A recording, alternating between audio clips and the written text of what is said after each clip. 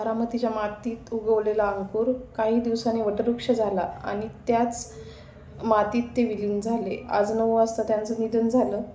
तर असं काम करणारा नेता गेला तर पुणे जिल्ह्याला खूपच वाईट वाटलेले आहे. सगळ्यात जास्त आमचे माझं माहेर करड्या गावातली लोक खूप त्यांचं म्हणजे मी लहानपणापासून त्यांना पाहत आलेले.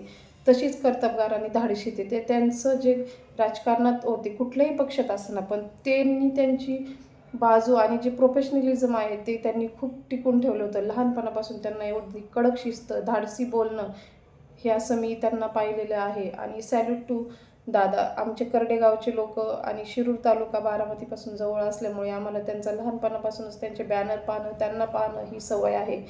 VSR कंपनीचे ते विमान होते. जर त्याचा अपघात झाला, हा अपघात झाला की घात झाला ह्याची चौकशी व्हायला पाहिजे. कारण घात झाला हे असं का म्हणू शकते तर त्यांच्याकडे मेन डिपार्टमेंट होतं फायनान्स डिपार्टमेंट. त्या फायनान्स डिपार्टमेंटमध्ये अर्थसंकल्प मंजूर करणे, निधी वाटप करणे, महाराष्ट्राचा निधी वाटप करणे, कर, महसूल, GST, स्टॅम्प ड्युटी, महसूल धोरण, कर्ज, अनुदान, स्कीम अशा प्रशासकीय अशी कामं होती. आणि सगळ्या प्रशासकीय यांच्यावरती नेत्यांवरती त्यांचं वर्चस्व होतं.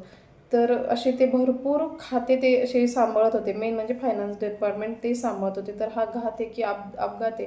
सकाळपासून ती बातमी आम्ही न्यूजला ऐकली पण आम्हाला ती वाटली ही बातमी खोटी, पण ती खोटी नव्हती. आम्ही नंतर न्यूज पाहिल्यावर ते आम्हाला कन्फर्म झालं. तेव्हापासून आमच्या डोळ्यात पाणी आणि सकाळपासून पाय असे पूर्ण बधीर झाल्यासारखे झाले. अंग पण असं हे झालं एकदम. तर सरकारला विनंती ह्याच्यामध्ये ते जे DGCA जे डिपार्टमेंट आहे जे विमान चेक करतं तर ते काय करत होते की त्यांनी ते चेक करायला पाहिजे पहिले म्हणजे. कारण असा नेता आम्हाला परत मिळणार नाही. जसे की झालं बीड आणि लातूर जिल्ह्यावर जी वेळ आली होती जेव्हा विलासराव देशमुख आणि गोपीनाथ मुंडे गेले होती, तीच वेळ आज आमच्यावर आलेली. अक्षरशः बोलताना काटा येतोय. पण आज आमचा माणूस हरपला. कारण देवेंद्रनाथ फडणवीस किंवा ते लोक आम्हाला इथे पुणे जिल्ह्यामध्ये पाहू शकत नाही. जसे की आमचे नेते अजितदादा पवार आम्हाला इथं पाहत होते. त्यामुळं आज खूप वाईट वाटतंय आम्हाला. आमचा नेता गेलेला आहे त्यामुळे. आणि त्यांनी जसं की लाडकी बहीण योजना वगैरे ह्या खूप छान स्कीम तयार केल्या होत्या आमच्यासाठी. आणि असा नेता परत होणे नाही याची चौकशी केली जावी. आणि दुसरी गोष्ट म्हणजे ब्लॅक बॉक्समध्ये जे विमानाचं ब्लॅक बॉक्स आहे त्याच्यामध्ये ते कळलंच, पण याची चांगली चौकशी व्हावी अशी माझी सरकारला विनंती आहे. भावपूर्ण श्रद्धांजली अजितदादा. थँक्यू.